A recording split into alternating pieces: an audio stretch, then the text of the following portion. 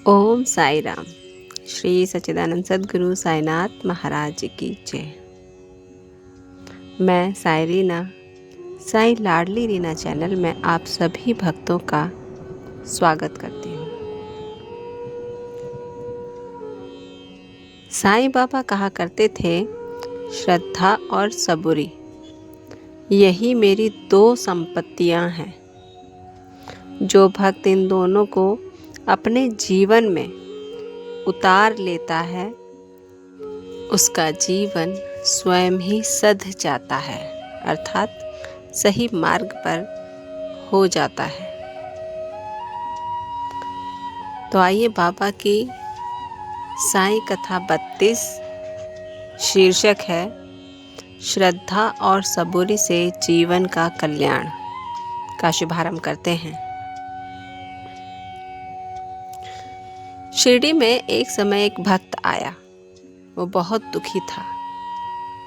उसके जीवन में कष्ट ही कष्ट थे।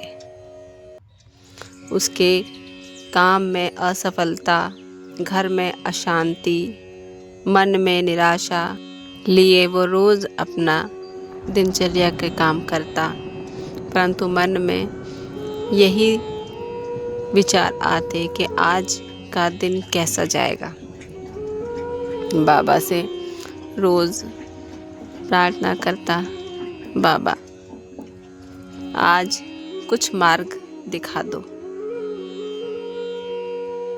परंतु समय ऐसा होता कि उसके कष्ट ही कष्ट सामने से आते। वो इतना परेशान हो गया। एक दिन वो बाबा के श्री चरणों में जाकर फूट फूट कर रोने लगा और बोला, बाबा मैं बहुत परेशान हूँ। मेरी प्रार्थनाएं कब सुनी जाएंगी?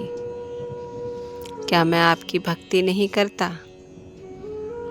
मेरी पूजा, नाम स्मरण, इनमें कोई भी त्रुटि हुई हो तो मुझे क्षमा कीजिए। मुझसे भूले बिसरे कोई भी गलती हो तो मुझे क्षमा कीजिए, परंतु मुझ पर अपना आशीर्वाद बरसाइए। मैं सही मार्ग पर नहीं चल रहा तो मुझे मार्ग दिखाइए। बाबा उसकी इस प्रार्थना को सुनकर मुस्कुराए और बोले, सब्र रखो, जो तुम्हारे लिए उचित है वही होगा। भक्त को यह उत्तर अच्छा नहीं लगा। उसने सोचा कि मैं इतने दुख और कष्टों में हूँ, मैं और कितना सब्र करूँ? मेरे दुख का पारावार नहीं। मैं कितना संयम रखूँ? मैं इतना दुखी हूँ और बाबा केवल सब्र की बात कर रहे हैं।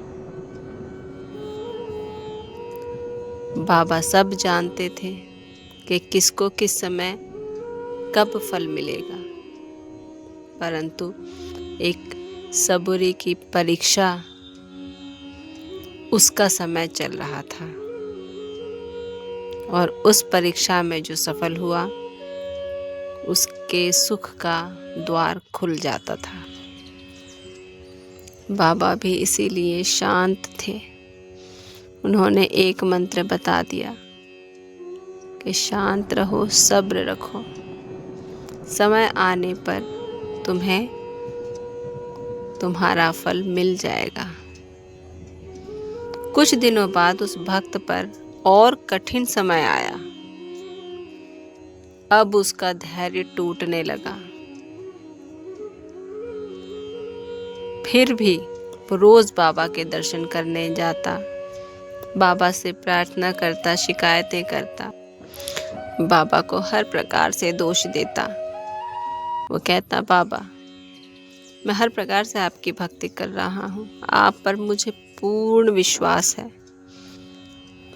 मैं इतने कष्टों में अपना समय बिता रहा हूँ, क्या आपको मेरे कष्ट नहीं दिखाई दे रहे? क्या मेरी प्रार्थनाएं आप तक नहीं पहुँच रही? मैं किस प्रकार आपको समझाऊं, कृपया मुझ पर आशीर्वाद दो या तो मेरा जीवन समाप्त कर दो। इतना कहकर वो अपने घर की ओर लौट गया। परंतु वो रोज़ फिर भी बाबा के दर्शनों के लिए आता, उनसे आशीर्वाद लेता। एक दिन बाबा ने उसे अपने पास बुलाया और कहा, क्या तुम मुझ पर पूर्ण विश्वास रखते हो? भक्त ने सिर झुकाकर कहा, हाँ बाबा, पर मन बहुत अधिक कमज़ोर हो गया है। मेरा मन बिल्कुल टूट चुका है। बाबा ने प्रेम से कहा, कमज़ोरी भी मेरी ही दी हुई है और शक्ति भी मेरी ही दी हुई है। जब तक तुम प्रतीक्षा करना नहीं सीखोगे, तब तक कृपा का मूल्य नहीं समझोगे। अर्थात बाबा ने समझाया कि जब तुम्हें आसानी से कोई वस्तु मिल जाती है तो उस वस्तु की कीमत, उस वस्तु का मूल्य कुछ नहीं रहता। परंतु जो वस्तु आपको कष्ट झेलकर कुछ समय प्रतीक्षा करके प्राप्त हुई हो, उस वस्तु का मूल्य हम समझते हैं तथा उसे संजो कर रखते हैं, उसका ध्यान रखते हैं। बाबा यही समझाना चाह रहे हैं कि हम बाबा से जो सुख मांगते हैं, जो खुशियाँ मांगते हैं, यदि हमें वो आसानी से दे दें तो हम उस सुख, संपत्ति तथा उस सौभाग्य का कोई मूल्य नहीं समझेंगे। अब कुछ ही समय बाद उस भक्त की परिस्थितियां बदलने लगी, काम अपने आप बनने लगे, घर में शांति आई और मन को सुकून मिलने लगा। तब भक्त समझ गया कि बाबा देर नहीं करते, बाबा तैयारी कराते। साईं बाबा की सीख। बाबा कहते हैं, श्रद्धा रखें, अर्थात बिना शर्त के अपने ईश्वर पर विश्वास रखें।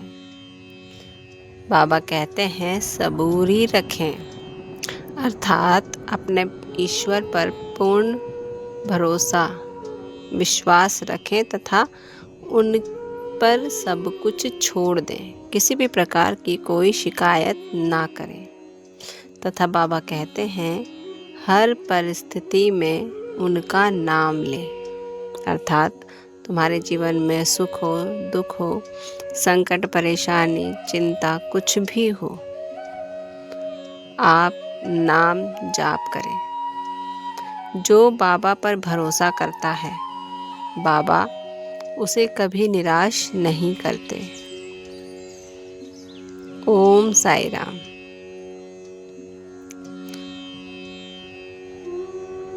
इस कथा में हम सीखते हैं कि श्रद्धा अर्थात विश्वास और सबूरी अर्थात धैर्य से जीवन के हर कष्ट का समाधान संभव है।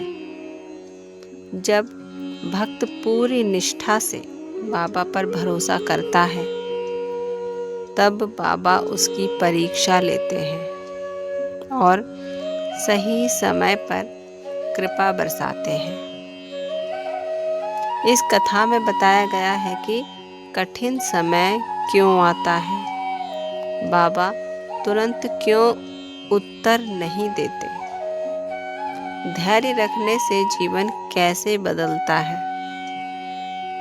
और सच्चे भक्त को बाबा कैसे संभालते हैं। ये कथा हमें सिखाती है कि बाबा कभी देर नहीं करते, ये हमें मजबूत बनाने के लिए प्रतीक्षा कराते हैं। तो इसी साईं सुविचार के साथ आज की कथा 32 हम यहीं समाप्त करते हैं। बाबा आप सब पर कृपा रखें, आपको आशीर्वाद दें और कष्टों से दूर रखें। ओम साई राम, जय साई राम। श्री सच्चिदानंद सद्गुरु साईनाथ महाराज की जय।